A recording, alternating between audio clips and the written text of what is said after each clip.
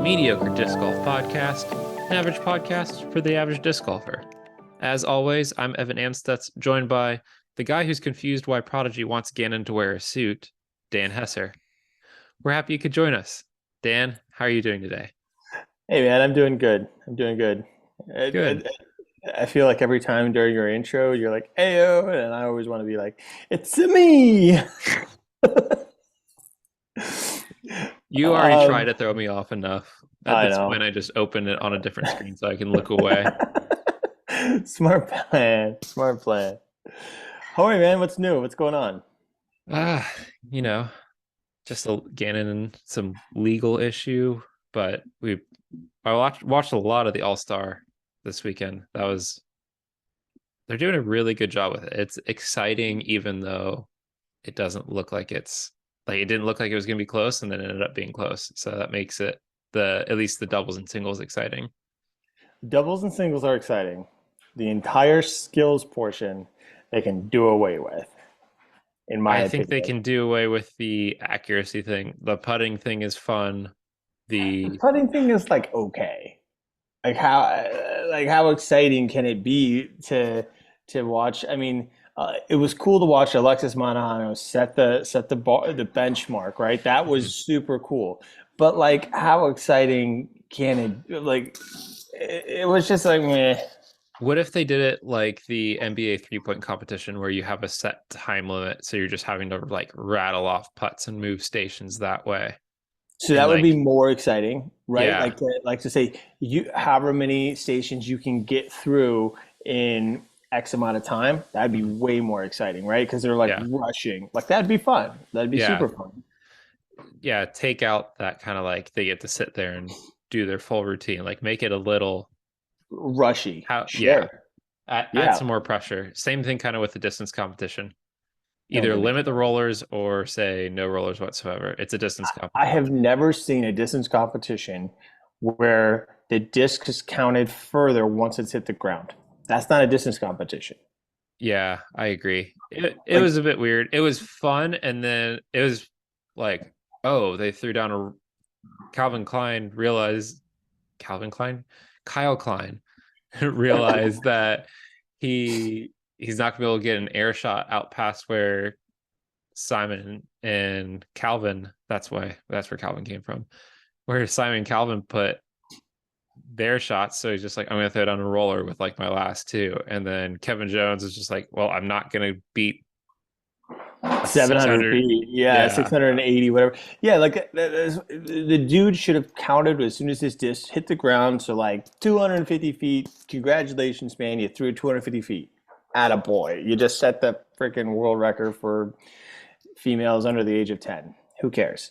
Just move it along. Like that's how I feel like when the disc hits the ground, like that. That's it. That's I it. don't know if I Don't. can keep that in. We'll see. No, it was cool. I just saw there was a females under the age of 10 just set a new world record at 275 feet or something like that. I was like, that's awesome. She's gonna bomb. Like that was super cool. But like that's all it was to me. It was like, congratulations, dude. Like a 12-year-old girl just beat you throwing a disc. Keep it pushing. It wasn't that exciting. That's fair. Yeah. But What is exciting going on in the disc golf world right now? Exciting probably isn't the most interesting thing going on is mhm. Gannon Buhr getting sued by Prodigy for breach Mhm. of contract. Yes. I feel like everybody's been talking about this because it's a huge thing in our sport right now. It's definitely Hmm. something that everybody kind of saw coming, right? Like everybody kind of saw the writing on the walls with everybody just leaving contracts whenever they felt like it type of situation. It Like was at some going to point, happen. Big yeah. money. Mm-hmm. Mm-hmm. So, people kind of expected something like this to happen. I did not expect it, Prodigy to go after Gannon Buhr. Like that was like the most what the heck. Like I feel like it never going after Paul Macbeth when he left. Okay. Ain't of it It going never after going after Ricky. Ricky when he left. Prodigy Okay. going after Chris Dickerson or Is Cat Allen. it sure? Yeah. Cat Allen's contract expired though, I'm pretty sure. Oh, She did was in it? Okay. contract year. And Um, but yeah, yeah, to your point, like there are a lot of other opportunities. yeah, So my take on all this is I understand why Prodigy is doing it. I would be interested in understanding the calculation they did for the financial impact of losing Gannon Buhr for 1 year. And maybe it's because of there's a buyout thing, and if he leaves because of he's claiming Prodigy broke the contract, they don't get that yeah, buyout. Versus the financial impact of people being ticked off at Prodigy saying, "Why are you doing this?" Even though this has no legal precedent because his mom co-signed it. Why yeah. are you're suing a minor? That is all I keep hearing on Reddit. Whether even though it has no like It doesn't legal matter that weight, he's underage if his mom co-signed. right? But the public doesn't care. Care, yeah, So like I know people who are like, I'm never buying Prodigy again. yeah, 100%. I mean, it's not like Prodigy was a really sought after brand, no shade thrown, but I mean, Yeah. I get what you're saying, but it just I wonder how they came to the numbers that are out there publicly of what they're seeking in damages. yeah, I And have no clue how you could arrive at like what was it, 1.5 million or something like that. that's what makes me think that there's some sort of buyout issue. And Gannon leaving for the reasons he was saying meant that Prodigy did not get a buyout Do you on feel that. like he's being sued for a settlement for a buyout, essentially? I I would guess that. I don't think that the entirety of the is like what 1.4, 1.5 million dollars. I don't think that's entirely the buyout, but I wouldn't be surprised if it was like 500,000. Sure. And then Yeah. yeah, you could make the argument that maybe they $1 million based on Gannon Buhr, maybe not through Gannon Buhr discs and products, but the attention that he brings through Alden Hmm. Harris's channel and all that sort of stuff, just branding and advertising in general. I think Yeah. that's how you arrive at the number. Yeah. I don't know, even if Prodigy wins, if they will get that amount. And I don't know if it will be worth it long term. That's where So I struggle to understand why they're doing this now. my biggest takeaway from this is that Prodigy is shooting themselves in the foot Mm-hmm. because the problem that they have,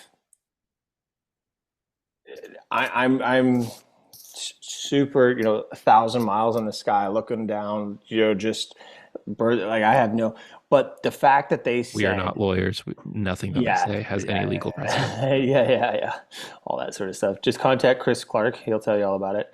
But like the biggest implication to me is that they said that it leaves them without any A tier or star talent or something Mm-hmm. along those lines, which is such a shot at the rest of the athletes that's currently signed with Prodigy. Your Isaac Robinsons, your Alden Harris, your KJ USA, all your Cal Laviscas, your freaking Luke Humphreys, you, Luke Humphrey, yeah, your other named players are worth nothing.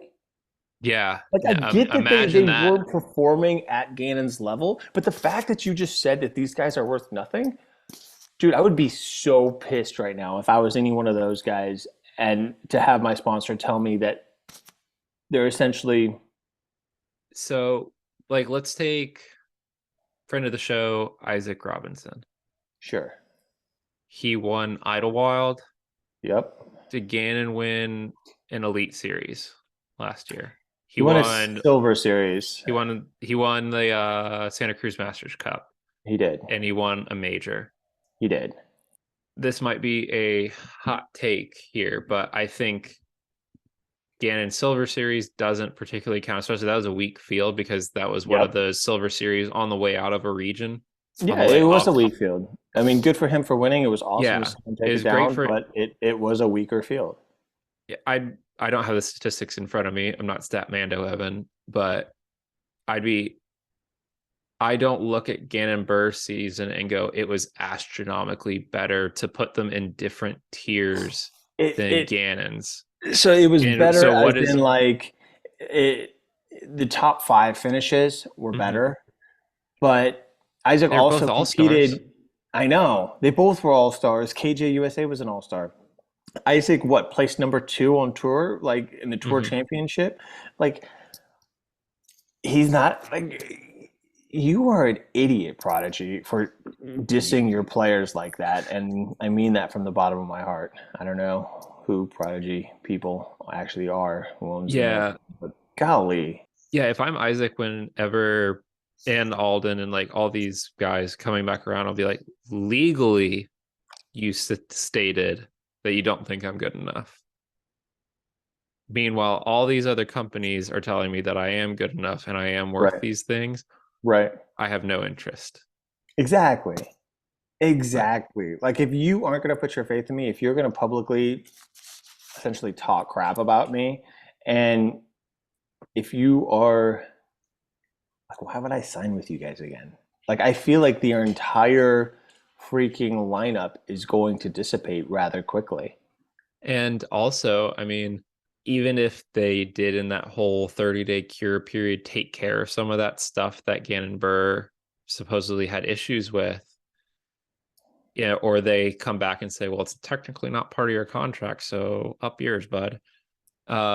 Like what does that say about them as far as their loyalty to their own players? You're not going to give a rookie of the year disc. You're not letting him choose his you're not letting your best player choose his own signature series disc. Yeah, your best player by your own admission. You're not letting, yeah. What are they doing for the rest of the players? Right. Like that it's a big issue. And it's funny because we kind of alluded to that in last week's episode before all this came out and the interview that we'll continue to get to here in a minute. But we were alluding to some of this stuff is like Prodigy kind of has this reputation off to the side of how does it's just not a great reputation. And then they just decided to full force be like, yeah, that reputation, we're going to double down on it and shoot ourselves in the foot. I saw one of those like Eric Andre who shot Hannibal memes is Prodigy shooting Prodigy. Like I saw how that, yeah. how could Gannon do that to us? Like, Bruh. even if they are legally correct, it Yeah. just does not Which I feel make like, sense. honestly, they are legally correct. Like, I don't know. yes, I'm not a sure. lawyer. I can't see his contract. I don't I'm not going to understand if I read his contract. It just from a PR perspective, I saw a lot of Terrible memes about move. like because they wanted to sue over the memes too. Yeah, I saw Uh, that. That was the uh, funniest part of the whole thing. they I saw a lot of memes about like they need a PR team, not more lawyers, because it is just So the entire. bad. I think the reputation of Prodigy has died, kind of like the disc that we're giving away this month, Oh yeah, because that it's is it. a dyed disc from Spike Heiser Dies. That giveaway started on Tuesday. So if you're listening to this when it comes out, you have 4 more days to join. All you have to do is go to our Instagram and follow us, Spike Heisers, at shdies_DG and the disc shop at the disc shop. But Spike Heiser Dies did a great job with the disc, and you should definitely go check them out. Yeah, for sure. It looks really sweet. Super excited about it. Giveaway ends the end of the month on the 28th, February Yep. 28th. So, Can't tell you uh, how many times I almost typed or did type 31st, and like that's not possible. that's not right. Yeah. But yeah, no, definitely go check it out. It's on our Instagram, and give us a follow. Throw some messages our way while you're there. Yeah, definitely. Real quick, before we jump back in, I just want to ask you one quick question. Sure. Do you think Gannon Buhr throws Prodigy for the rest of the year? I don't know. Yeah, what do you think? I think yes, I think he does. I think Prodigy wins that retainer or the uh I forget the legal the legal term. They're going to win whatever they're asking for as far as while it's being resolved, he has to throw Prodigy. Okay. So for And the if next this 10 actually, months or whatever it is, he's still in yeah, Prodigy. yeah. And I mean, this is legal stuff, so who knows when this will actually end if it actually goes to court. Um, it's gonna be a mess. Like it sucks for Gannon that it's happening. I Do don't. you do you think, just quickly, because I would jump back into this interview, but do you think this legal cloud is going to have any effect on his performance? I can see it going one of two ways. He's 17 and he doesn't care, or he's 17 and can't and doesn't know how to handle that pressure. I mean, I wouldn't know how to handle that pressure. I'm 10 years older. Yeah, Like if my work would suffer if someone was suing me for 1.5 million dollars sure. and I'm not doing something that's that high pressure all the time. That's asking a lot, but it could also be like he doesn't care. He knows he's right and he's going to move on. I can see it Yeah. going both ways. Yeah, I feel like he is probably actually going to end up throwing a mixed bag for this year. Okay. I feel like uh, Prodigy is going to not, because it's going to be tied up in litigation and everything like that. I feel like he's probably going to be able to kind of do whatever he wants, but I don't think anybody's going to sign him while he's under this, right?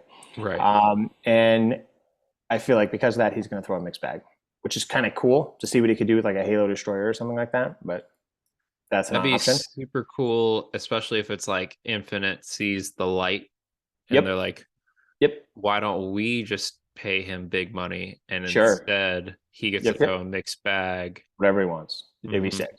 And I think that I I feel kind of like if it's actually going to affect his season or not. I think that Mm-hmm. he is young enough that it could really have no effect. But I also know that he says he's kind of a heady player. He gets really nervous when he's on the green. You know, he talks about different things like that. Yeah, he talked about So, that with us. Yeah. yep. So if there's a lot of outside stressors, it definitely could affect him. I don't see him probably doing as well as he could have if this wasn't such a big factor. But Yeah. End of the day, I hope it doesn't ruin his I hope it career. doesn't. No, it's not And going to it's ruin his career. He might have a bad or an off year or something, or you not live never up to know his with these potential for things, 1 year, man. or he could explode. Either Yeah. way, wish the kid the best. And Yeah. yeah, 100%. Yeah. It's again back to the what the hell is Prodigy doing? People are going to side with the player, especially when the player is 100%. 17 years old. Like Yeah. the general And as public isn't. popular as Gannon is, yeah, get Hmm. out of here, guys. Yeah, like Get out of it weird. It's kind of like the Kristen Tatar rule thing at Champions Cup last year. here. Why Yeah. now? Yeah. Why are we picking this opportunity to be like, Right. yes, we're enforcing the rules? If Right. we Yeah. were anyway, let's jump back to the interview that now thinking about it, I don't know how out of date some of our comments are going to be, but hopefully with hindsight, it sounds like we're really smart. Can't wait to finish it up. Matt Graham's always a great guest, so let's jump back Absolutely. in. This week's episode is brought to you by The Disc Shop. One of the best days for a disc golfer is New Disc Day. With different runs of discs, the best way to get exactly what you want is by seeing what you're buying. The Disc Shop in Middleburg, Florida has the largest selection in store in Jacksonville. Want the latest from Discmania? The Disc Shop has you covered. Looking for starter kits to introduce your friends? Head on down to the Disc Shop. If you prefer the convenience of online shopping, head over to thediscshop.com for all your disc golf needs. Listeners get 10% off when using the code MDGPOD at checkout online or by mentioning the podcast while in store. Located halfway between Trinity and Ronnie Van Zant, the Disc Shop is the spot. Yeah, Discraft. I mean, Discraft. Innova has always been known. Now, I can't speak for the top level, like Nate Sexton or whatever, and Ricky. But even then, that contract must have been pretty interesting because he was able to leave. But Innova has always just been known. They've been known as the handshake agreement company. Mm-hmm. So it's interesting. But yeah, players have been doing it for the last few years, just leaving in the middle of contracts. So it's like when somebody announces, like even like Simon to MVP, you only believe that's going to be good because it's not later in his career, but it's kind of like that's such a good deal that like he's not going to want to leave. Yeah. But anyways, good topic. Yeah, it's very interesting. Like we had the Carriers on not too long ago, and they had just left and went to Lone Star, left Innova, and I they had just gone to Innova uh, last year, right? So Mm-hmm. they only had 1 year with Innova, and it's that same sort of like I don't know. It is a very very interesting to know like what are the repercussions. Were they with Innova for one? I thought they were with them for multiple years. I think they were with him for more than a Deanne year. was. Yeah, Deanne somebody was. was. Yeah. Yeah, AJ, that was his first year. that's right. Because Yeah. prior to Okay. that, he was with Dynamic, I think. Yes. Yes. Yeah. So much movement. That's another fun topic. We'll never be able to keep track of who was Yeah, where no. when. But yeah, I think that's an interesting topic. Players leaving, what's the value of a contract? Will that change? Will players need to get offered more and all that stuff? But yeah. What's Tell your you thoughts? manufacturers legal teams are gonna start getting stronger. Yeah, the legal teams, yeah, for the manufacturer side, absolutely. I would imagine Discraft's already been doing that pretty good since they brought on Yeah, Paul. I would Mhm. yeah. imagine. And With I'm that sure amount, you probably have to. Yeah. Dynamic Disc has probably done it too when Ricky was getting moved over there. And I'm sure MVP. The big ones are the others who haven't yet. I'm sure they have good legal advice and teams, but like they haven't had to pen this great contract yet. So What's your thoughts on the player agencies and the impact those are having towards these type of contracts? Like Chef, is it Sheffield? Schaefer Sports. Schaefer, yeah, Mm-hmm. Schaefer, and those other ones like them that are um, kind of. Do you feel like players are getting better contracts by going through those, or have you seen any sort of what's your take on it? Okay. So Schaefer Sports is led in large part by Blake Schaefer. Hmm. He was the he runs LWS Tax and Accounting, and he was the primary sponsor, presenting sponsor of the Idlewild Open, which was coined LWS Open. That was a hobby for him, and I think he's probably got like 40. I'm guessing like 40 different sports accounts now with players. That new tick Lyme disease ad that Ricky put out saying this was a big out like sponsorship outside of disc golf. Hmm. That was through Schaefer Sports, and that was through the work that Schaefer Sports did to get it there.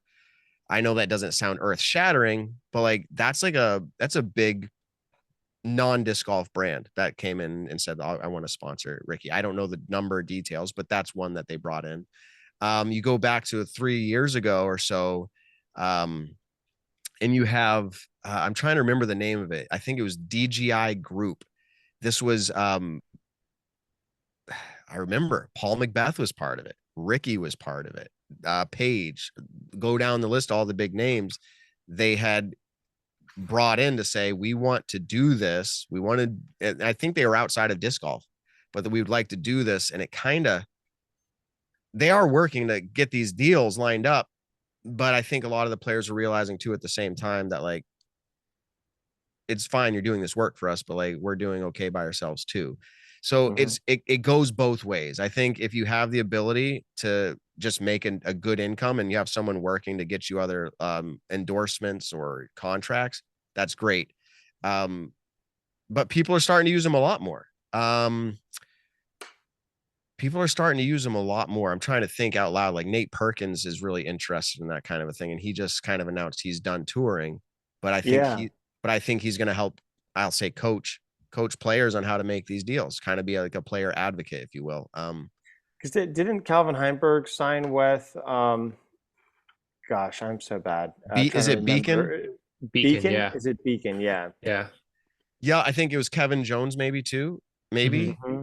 Um, yeah. So I mean, they obviously find value it's probably some percentage. I forget. I've heard numbers before. Maybe it's through DGI group, but it's some percentage of what the deals are that that makes they sense. give up. And so they don't really lose anything. It's kind of like whatever you bring me is extra for me, and you guys get to be paid off of it. So Yeah, but then you also have the guys on and girls on the lower end of the salary that like at what point does that percentage make sense versus Yeah. what you can do? Exactly. Does it make sense to pay someone, I don't know, 5% when you're only going to make $60,000?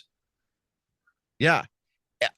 And this isn't, we're talking about like endorsements and contracts, but what about things, and I'm trying to remember the name of this other one. See, there's more that have come out in the last years.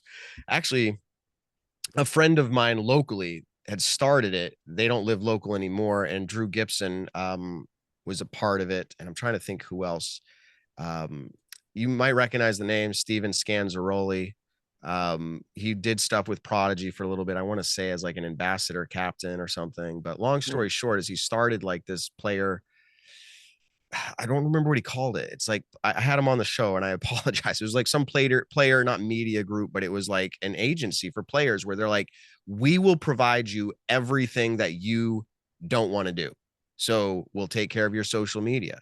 We'll take care of talking with your sponsors. We'll take care of getting you the apparel you want and helping you with your business ideas, getting them in place and licensed and whatever it is. Come to us. We'll take care of it for you. So there's that side of it as well, because I'm sure we can all agree that playing well is important, but if you don't brand yourself and you don't have all the extras, you're not capitalizing on it. Like it's just, you're not capitalizing on it. So. But it's also difficult to brand yourself by yourself. Simon said he's taken a couple of weeks off the vlog. I've seen weeks where I have to really push out content for my own brand. Exactly. Which play really sucks. And you might not have the money, but if you were like, I can start out with the $100 a month package and you guys can help me do that, like that's a start. That's a start. And then like, that's better than nothing. So yeah. 100%. So speaking of starts, starting up with All-Star, which is always a good, I guess, exhibition. Doesn't really mean much, but last year the Pro Tour was probably losing their minds over the eagle putt. Like, this is the best thing that could have happened. And then right into Vegas. How do you think the year's gonna shake out? You're talking big picture, right? I'm talking big picture. Like, are we gonna have a lot of surprise names, or is it gonna be Ricky gonna get a major? I love when someone comes off as having really thought about every storyline and then they kind of pick their favorite and then they just sell it. Like, I love listening to that. That's not me, although I could probably do it, but I'm in a place right now. I think it's going to be a lot of the same old. I think last year set the tone for that, where it was like not just Paul and Ricky. Or not just Paige and Katrina. I don't think it's going back to that, like where it would be just Paul or Ricky and it's Paige and Katrina. And I think it was just setting the stage for what it would be. So you're saying, will we see a lot of new names? Not newer than last year. I don't think we'll see a lot newer than last year because we had a lot of players last year who made a splash down to the Silver Series level all the way up. Deanne Carey, Maria Oliva, even Stacy Haas, the Silver Series win in Florida, Tallahassee. Tallahassee Open, yep. Yeah, and then Valerie Mandujano. And I think, I'm not going to place a bet on it, but this would be the time, if you're in for a long-term investment, to buy on Kona, because you would be really low. She's really low stock right now as far as play goes. Sure. But I think that's all based off of her life situation at the time, which is all gung-ho wedding. That's a big life thing. Like, literally they were trying to plan an epic wedding and they did. And then, I'm hearing some stuff. She's pretty public on social media about health things, but she's also a very, very motivated individual. And you can just see that by what she's accomplished, even in her contract. So I think that would be the one where you could buy low if you're in for a long-term investment, she would be one who has I think the highest potential to go from where she did last year, from where she was last year. And then Haley King was almost a non-topic last year. Yeah, but she barely played though. She won the US women's, which yeah, is like funny to say she's not a big topic.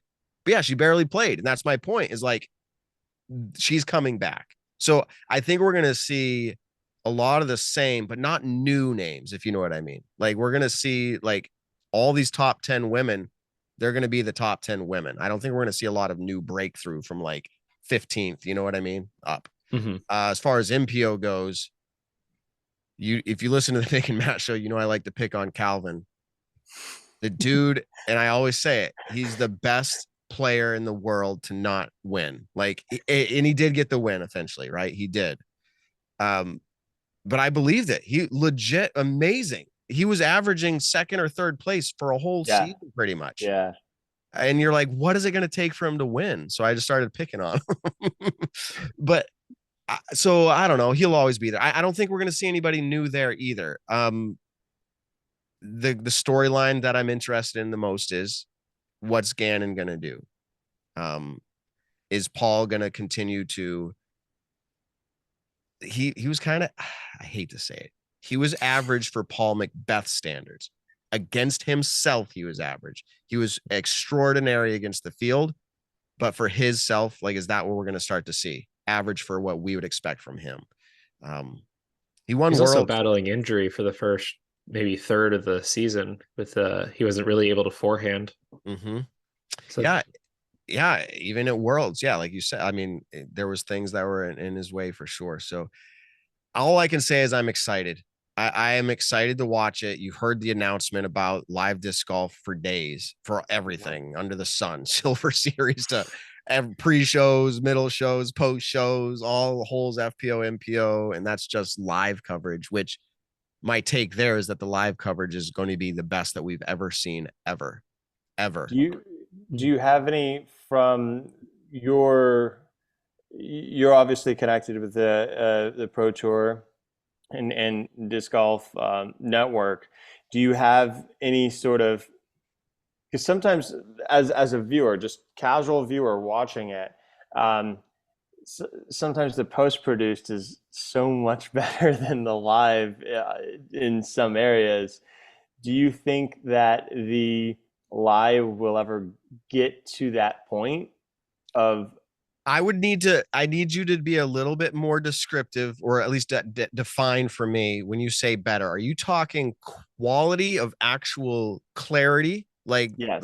like high Quality definition cameras of the pictures themselves, being able to see what the players are throwing, being like the distances, arms, like just all that extra stuff. Yes. You know what I mean? Yes, that is all coming. I can't tell you it's this year, but what I will tell you is the foundation for, and I don't mean foundation disc golf, the foundation for disc golf live coverage is so important. If you do not get the base right, you cannot grow off of it. Like, you can't do it. It's not post-production opportunity for that. Like, you're in the middle of it while you're doing it.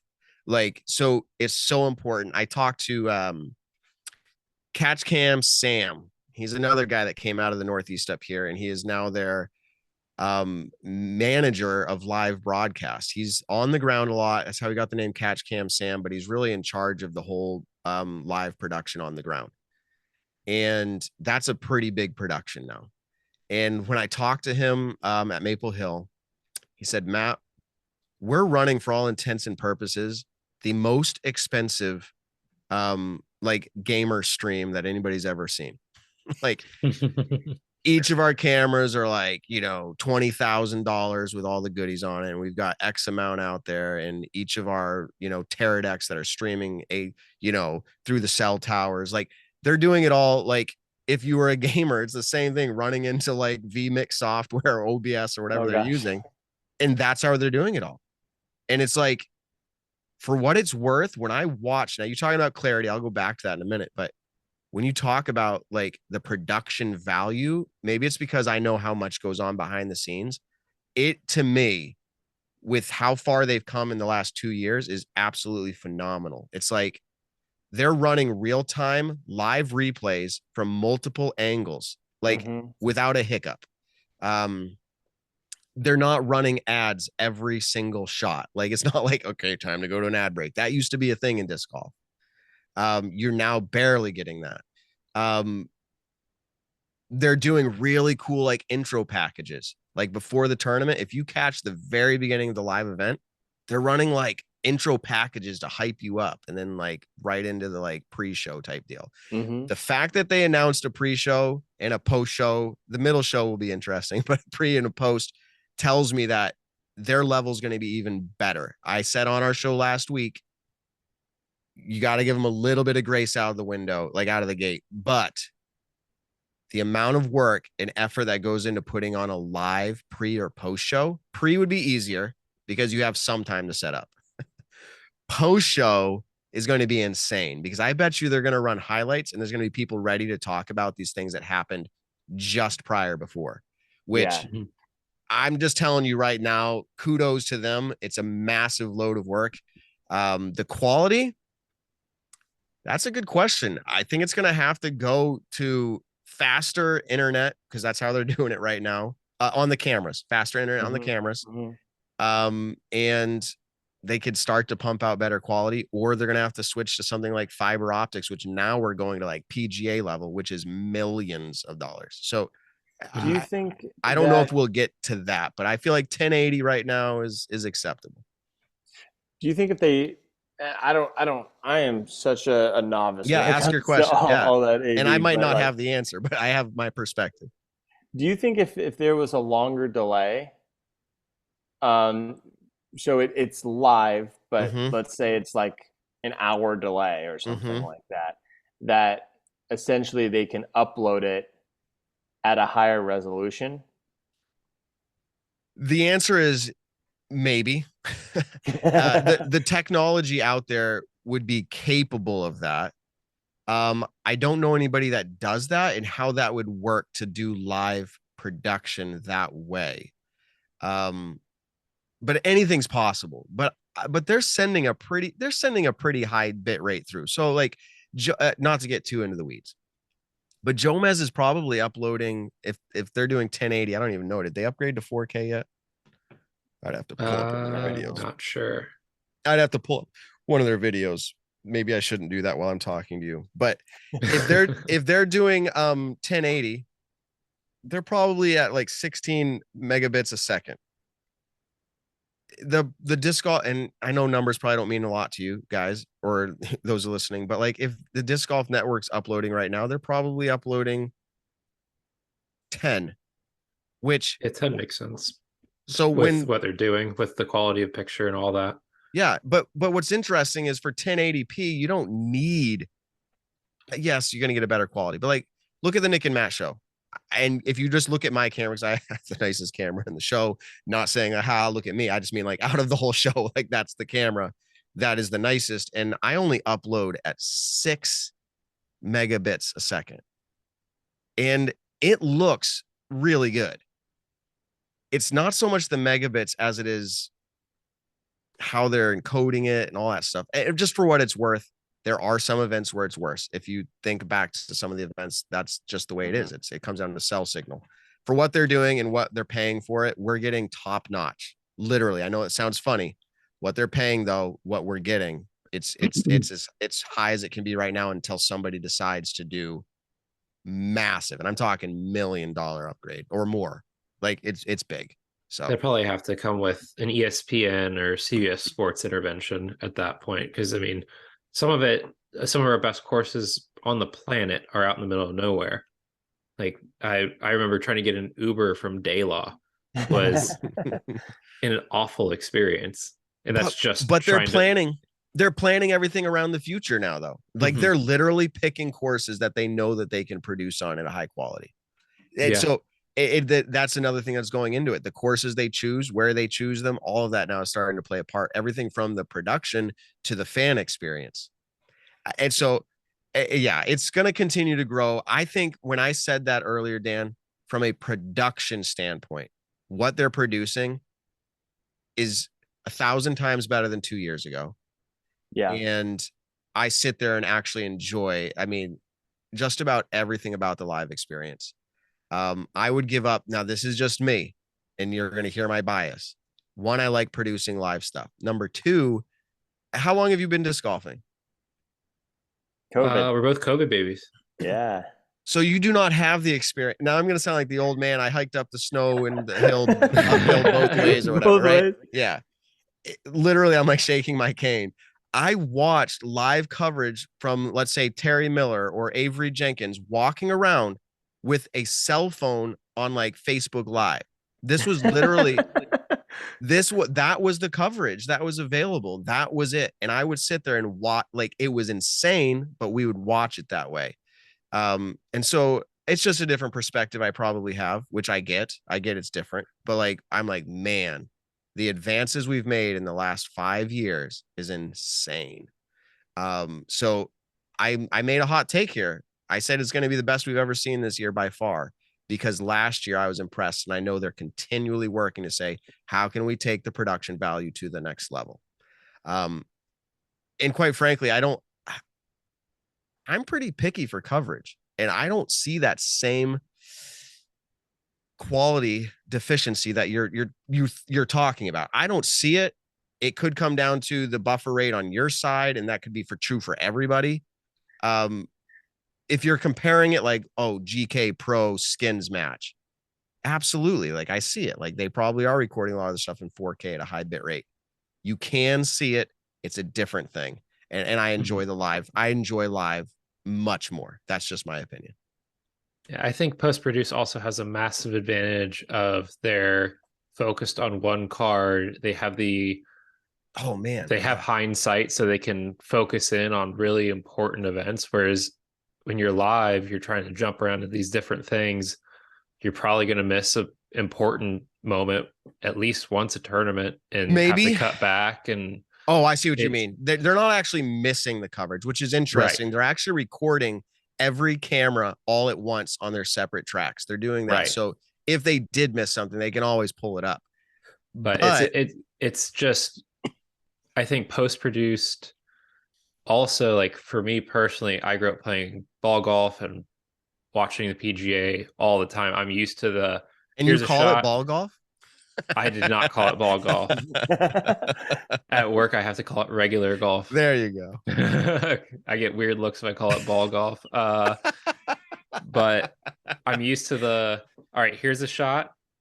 Here's a shot over here. Oh, you heard that roar? Here's what just happened there. Like, it's boom, boom, boom, boom, boom. So for me, watching post-produce, especially when I know what happened, isn't as exciting. Yeah. Say that again. Watching post-produce when you knew it happened, like, as in, explain that. You're saying you knew it because you watched live or because you heard it on post-produced? Like social media, or like you heard like so-and-so won, and then you're watching the post-produced the next day. Oh, so you actually are saying the same thing. You like live better. I like live a lot more. Oh, okay. Okay. I don't know if it's because of my previous experience and bias with it's sports, man. I'm not known for keeping my opinions to myself, but it's sports. And I would argue that to the end, like, if you don't know, then watching post-production, I could see it would have that entertainment value.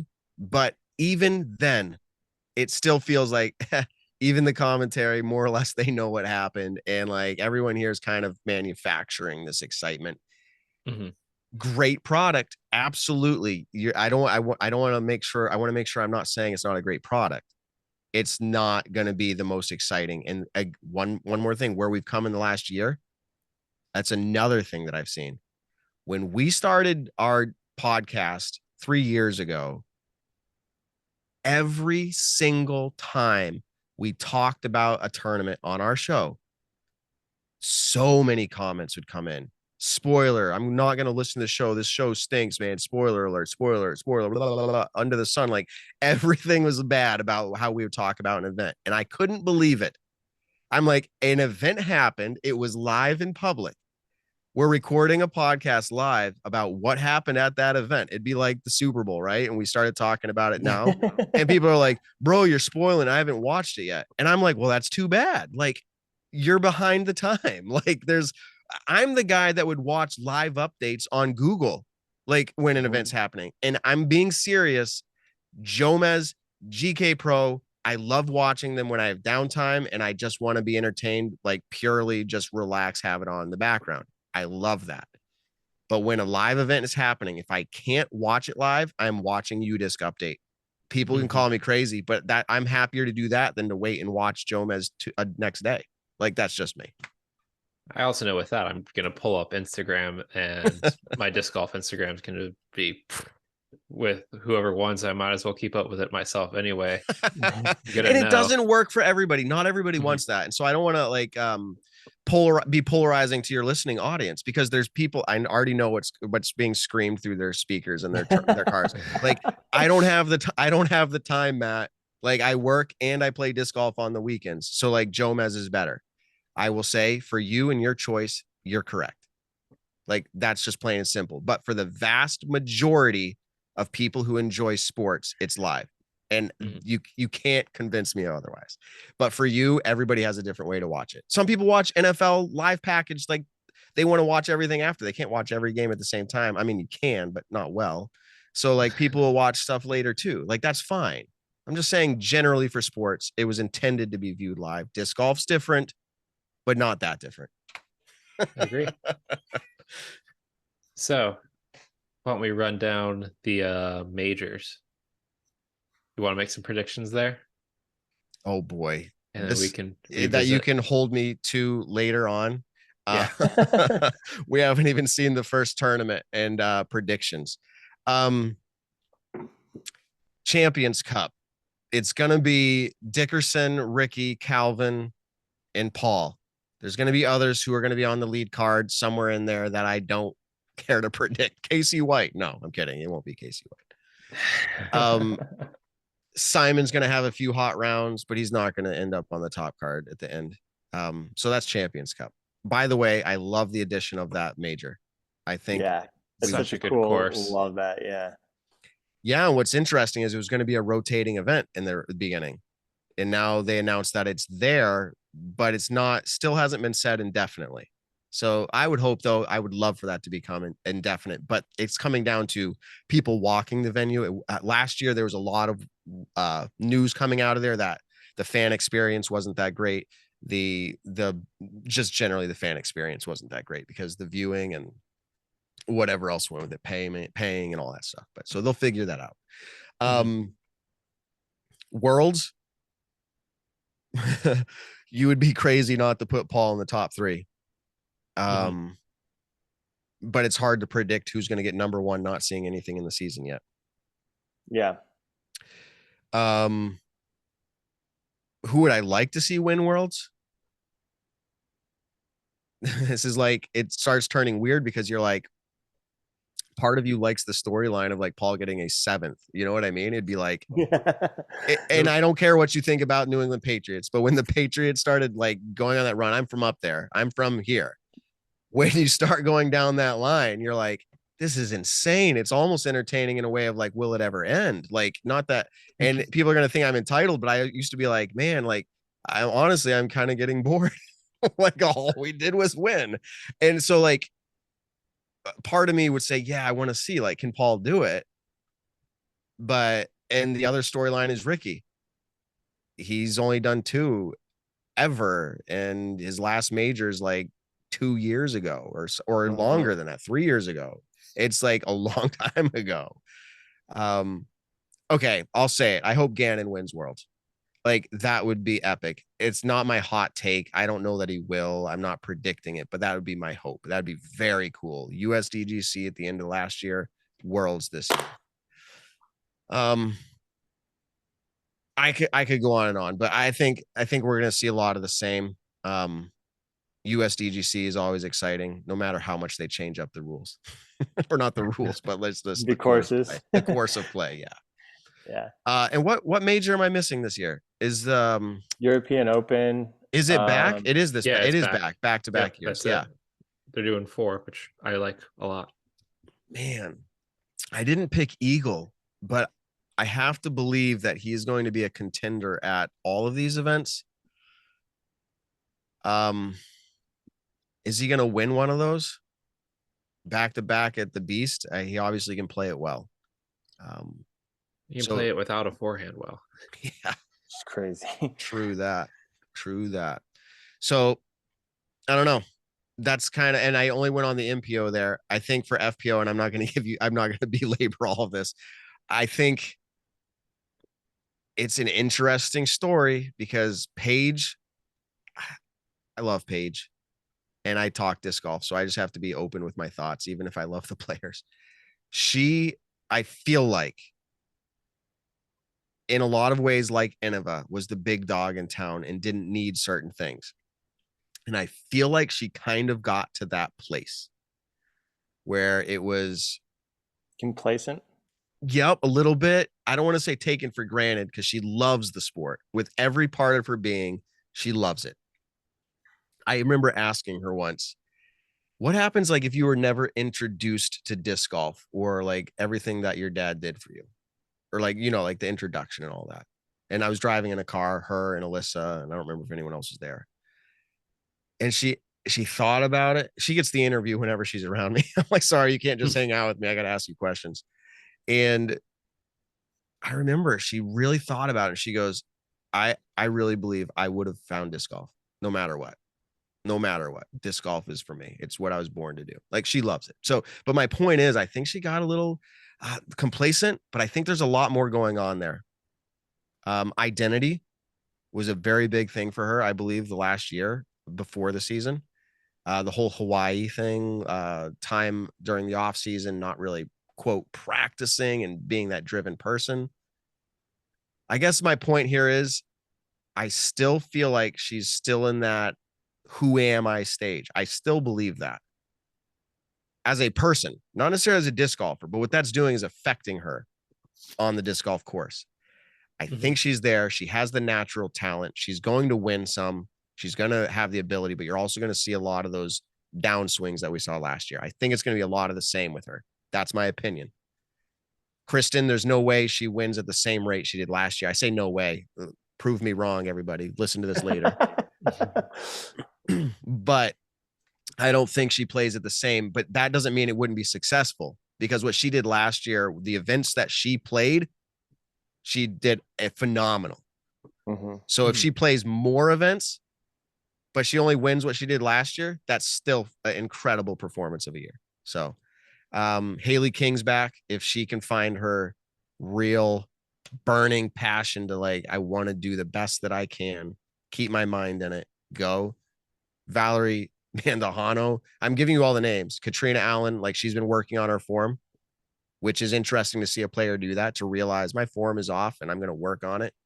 Like, that was super interesting. Like during the All-Star draft, when she said that, I was like, yeah, two-time world champion going, I need to fix my form. That's so awesome. Absolutely. So, and I think that's the right mentality of a competitor. Like, it really is. I don't know. I don't think probably leaving someone off. I think they're up and comers, as I said, up and comers. Maria Oliva. Who am I missing? There's a whole handful of them. But anyways, I guess I won't go out of my way to make picks. The FPO is as exciting ever. In fact, it's probably more exciting than it's ever been. Evan on our show last week was like, hey, what do you think about like the Disc Golf Network making the first round free for YouTube and not the last round? I'm like, well, good marketing. And now they're going to get paid for it because everyone wants to watch it live. But he said, what if we did the FPO? The last round was free for FPO. And I was like, dude, I know what you're coming with that take. And I actually think it's interesting, but you're wrong. FPO is more exciting than ever. People need to pay for that too. Like, it's just all across the board. All across the board, it's going to be an exciting year. And there's too much disc golf where actually I won't be able to watch it all. That's how amazing this year is going to be. It's going to be too much. I can't wait, man. Can't wait. I've been going through withdrawals. I was watching like 2013 Glassman Open, just me too. Delving back into the oldies. Yep.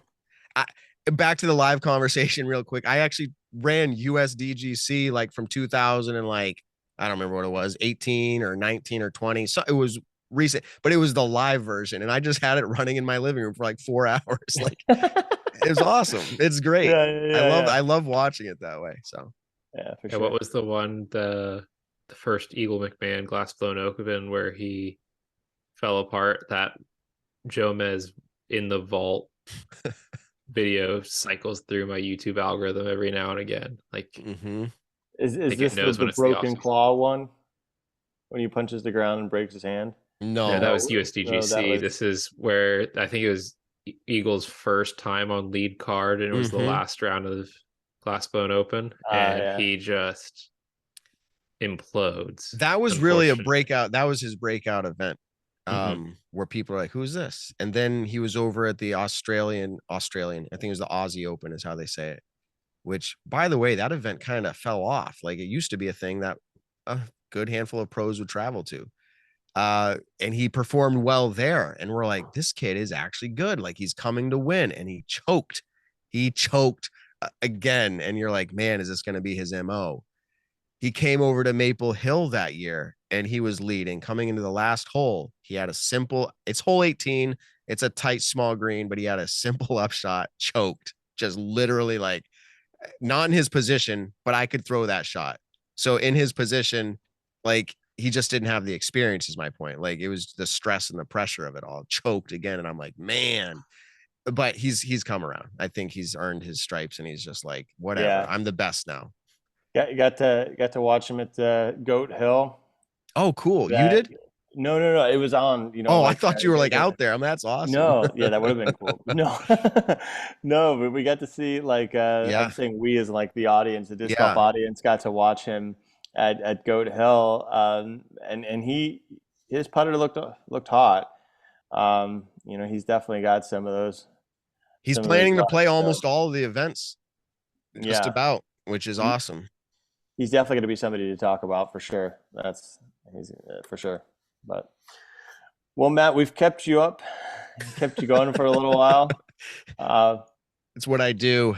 Thank you very much for having me on here. It's a different feel than the Nick and Matt show, and I enjoy it. I enjoy it a lot. So whenever you want. Thank you. We appreciate having you on. Glad to hear that it's different. We try not to be the same. We do. Yeah, I think this is the only show we've actually talked about like our forecasts or predictions or anything like that. Like, we try to keep it not every other show. You know what I mean? Yeah, no, that's cool. I do appreciate it. I always say I have no idea how long the Nick and Matt show will run for. There have been times in the past 3 years where I was ready to throw in the towel, and even leading into this season, trying to figure things out. But it always just keeps going, and we're like, let's just keep going. Let's just keep doing it. We shift things. We shift who gets what workload and how we handle it. But like, it just keeps happening, and I'm excited that you guys have gone a year. Is this episode you said 54 or 5? 54. 54. It'll probably be up to episode 55 as well. We'll probably break this up. Okay, that's incredible. You've made it over that hump, and I don't know if you take breaks or not. 54 is a lot in a first year, so just figure out how to maintain it. You got a good team. You have 3 people, right? Yeah, so that's good. When one doesn't make it, the other can. So that's perfect, and that's actually kind of my strategy with the Nick and Matt show. I actually think we might bring in another 1 or 2 people to run a segment for us every other week or so, just to always keep it fresh and new. But you guys keep it up. You guys are doing awesome things, and I'm excited that your audience continues to grow as well. Good job there. Thank you. Yeah, thank you for joining us. Man, the contract world in disc golf is so interesting, so confusing. It's crazy. I mean, I think that until it gets to like the scale of, I don't know, like baseball or football or something like that, where these like ironclad contracts and all these different type of thing. We're gonna see disc golf still a young sport, and there's still a lot of learning going on. So it's yeah. I mean, even in those established sports, you have things like the Bobby Bonilla contract where he's still getting paid. Like all these weird things come up, and like you said, disc golf's so young that we haven't gone through some of those growing pains. And we'll still continue to have funny, weird contracts that Mhm. fall apart or have weird situations come up. But it makes it fun for us. Yeah, for sure. Always glad to have Matt on. Really appreciate that he was able to take time out and lend us some of his, and always enjoy talking with him. Definitely. Well, that wraps it up for today. You can find Matt's podcast on Instagram, YouTube, and all major platforms at The Nick and Matt Show. You could find Dan on Instagram at dhesser and me at evanamstetsdg. Remember to follow the pod on Instagram at Mediocre Disc Golf Pod and on Twitter at Mediocre DG Pod. If you'd like to support us, buy our shirts on mythicdiscgolf.com and listen to us every Friday at 3 p.m. Eastern. If you enjoyed the show, leave us 5 stars in a review. And if you didn't, still give us 5 stars and tell us why. We know we aren't perfect because we are mediocre. Have a good night.